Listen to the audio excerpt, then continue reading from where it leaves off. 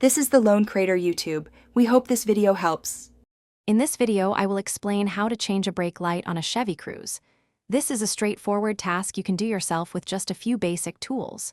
First, make sure your vehicle is safely parked and the ignition is off. You will need a flathead screwdriver, a Phillips head screwdriver, and your new brake light bulb.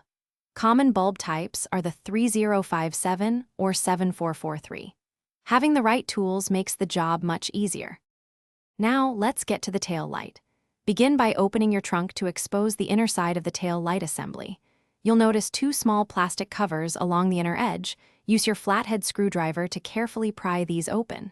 Once the covers are off, you'll see two Phillips head screws. Remove these screws and set them aside in a safe place. With the screws out, gently pull the entire tail light assembly straight back to release it from its clips.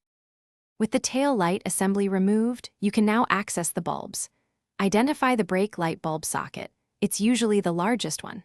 Give it a quarter turn counterclockwise to unlock it, then pull the socket straight out from the housing. The old bulb simply pulls straight out of the socket.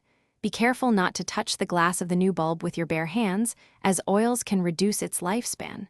Firmly push your new bulb into the socket until it's fully seated. Once the new bulb is in place, reinsert the socket into the tail light assembly and twist it clockwise to lock it securely. Now, carefully align the entire tail light assembly with its mounting points on the vehicle. Push it firmly until it snaps back into position. Reinstall the two Phillips head screws you removed earlier, then close the plastic covers. Finally, have a friend press the brake pedal while you check to confirm your new brake light is working properly. Great job! Thanks for watching. Consider subscribing if we helped you.